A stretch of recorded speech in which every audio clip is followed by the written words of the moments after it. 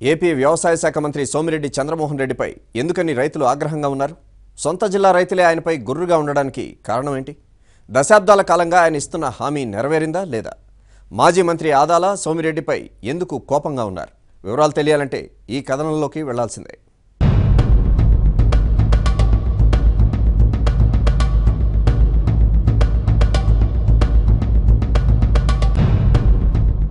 మంత్రి సోమిరెడ్డి చంద్రమోహన్ రెడ్డి రాజకీయ సంచలనాలకు మారుపేరు. గతంలోకి వస్తే ఆయన తండ్రి రాజగోపాల్ రెడ్డి ఆనం వ్యతిరేక బృందానికి నాయకుడు. మేనమామ నల్లప్రెడ్డి శ్రీనివాస్ రెడ్డి రాజకీయాల్లో అపరచాణుక్యుడు. అప్పట్లో తెలుగు యువత పదవుల కోసం ఆరాటపడిన సోమిరెడ్డికి నల్లప్రెడ్డి లిఫ్ట్ ఇచ్చారు. ఆయన పుణ్యమాని కేంద్ర సహకార బ్యాంక్ చైర్మన్ పదవి పొందిన సోమిరెడ్డి అప్పటి నుంచి రాజకీయాల్లో పాపులర్ అయ్యారు.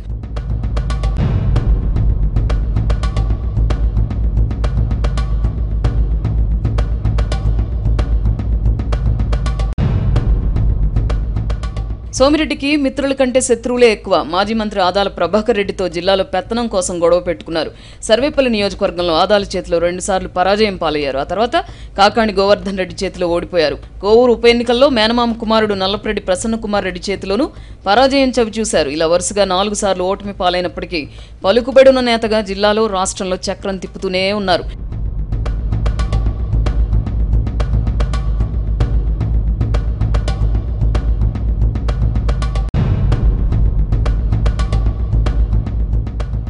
ముఖ్యమంత్రి చంద్రబాబు సోమిరెడ్డికి గతంలో మంత్రి పదవి ఇచ్చారు.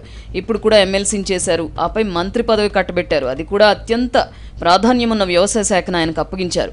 మరి సోమిరెడ్డి ఆ పదవికి న్యాయం చేస్తున్నారా అన్న ప్రశ్నపై మాత్రం భిన్నాభిప్రాయాలు వ్యక్తమవుతున్నాయి.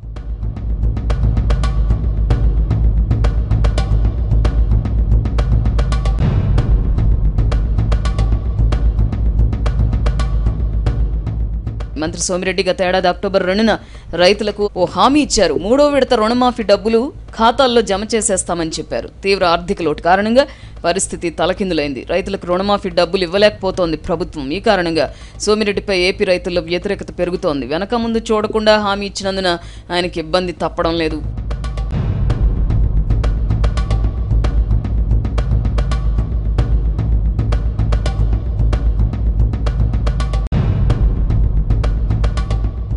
ఏపీలో సుబాబుల్, జామాయిల్, సవక రైతులకి గిట్టుబాటు ధర కల్పిస్తామంటూ సర్కార్ వాగ్దానం చేసింది. ఇందుకోసం మంత్రులు సోమిరెడ్డి, దేవినేని, సిద్ధ రాఘవరావులతో కమిటీని కూడా వేసింది. క్వింటాల్కి 4200 చొప్పున గిట్టుబాటు ధర ఇస్తామన్నారు. మన మధ్య జీవో కూడా జారీ చేశారు. అయితే అది కూడా కార్యరూపం దాల్చలేదట. పైగా దళారుల ఆగడాలకు అడ్డుకట్ట వేయడంలో మంత్రి సోమిరెడ్డి విఫలమయ్యారన్న విమర్శలు సైతం వచ్చాయి.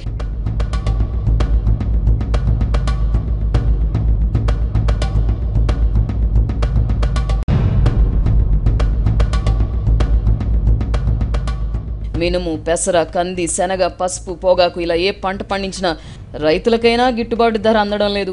ఒకవేళ రైతులు ముందుకొచ్చి గిట్టుబాటు ధర కావాలని అడిగితే అదెందుకు పండించారు, మిమ్మల్ని ఎవరు పండించమన్నారు అని ఎదురు ప్రశ్నిస్తున్నారట. ఏ పంట పండించాలో చెప్పరు, తీరా పండిస్తే ఆ పంట ఎందుకు పండించావు అంటారు అని ఏపీ రైతులు మంత్రివర్యులపై చిరుబురులాడుతున్నారు.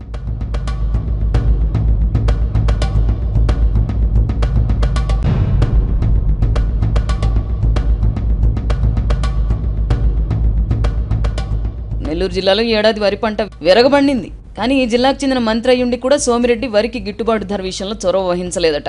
నిన్న మొన్నటి వరకు వరి కొనుగోలు కేంద్రాలు ఏర్పాటు కాలేదట. సరైన సమయంలో సరైన నిర్ణయం తీసుకుపోవడం వల్ల రైతులకు గిట్టుబాటు ధర అందే పరిస్థితి లేకుండా పోయిందట. రైతుల బాగోగుల విషయంలో ప్రాధాన్యం ఇవ్వని మంత్రి విదేశీ పర్యటనలంటే ఎగిరి గంతేస్తున్నారన్న విమర్శలు తరచూ వినిపిస్తున్నాయి.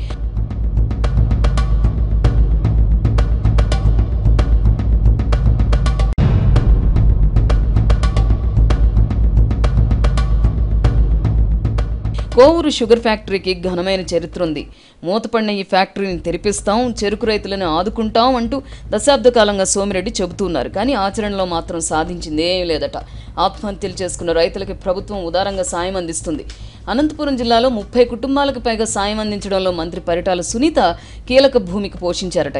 అయితే వ్యవసాయ శాఖ మంత్రి సొంత జిల్లాలో ఒక్క కుటుంబానికి కూడా సాయం అందిన దాఖలా లేదట. కొందరు బాధితులు మంత్రి సోమిరెడ్డికే విజ్ఞాపనలు చేసినా కదలిక లేదట. వాటికి సంబంధించిన ఫైళ్లు జిల్లా దాటలేదట. పరిహారం విడుదలలో జిల్లా అధికారులు తీవ్ర జాప్యం చేస్తున్నారట. ఈ పరిణామంపై కూడా జిల్లా రైతాంగం మంత్రిపై రుసరుసలాడుతున్నారు.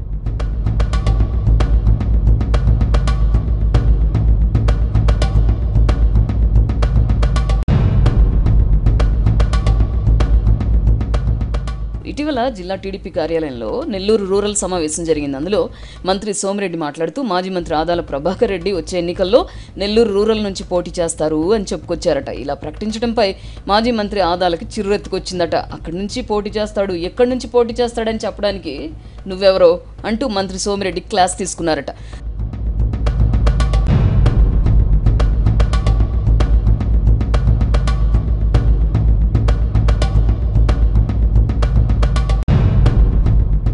సోమిరెడ్డి మంత్రి పదవి చేపట్టగానే తనయుడు రాజగోపాల్ రెడ్డిని రంగంలోకి దించారు. సర్వేపల్లి నియోజకవర్గం పూర్తి బాధ్యతలు అప్పగించారు. ఈ అంశంపైన పార్టీ వర్గాల్లో చర్చ సాగుతోంది. పెళ్లకూరు శ్రీనివాసులరెడ్డి, డాక్టర్ జడ్ శివప్రసాద్ వంటి అందరూ సోమిరెడ్డి కోసం ఎంతో కష్టపడ్డారు. అయినా వారిలో ఏ ఒక్కరికి ఛాన్స్ ఇప్పించలేదట. తన కుమారుడికే ప్రాధాన్యం ఇస్తున్నారట. ఈ అంశం కూడా జిల్లాలో హాట్ టాపిక్గా మారింది. ఇలా సోమిరెడ్డిపై జిల్లాలో రకరకాల చర్చలు సాగుతున్నాయి. మరి రైతులకు తాను ఇచ్చిన హామీలు ఎలా నెరవేర్చుతారో, వారి అభిమానాన్ని ఎలా చూరగొంటారో చూడాలి.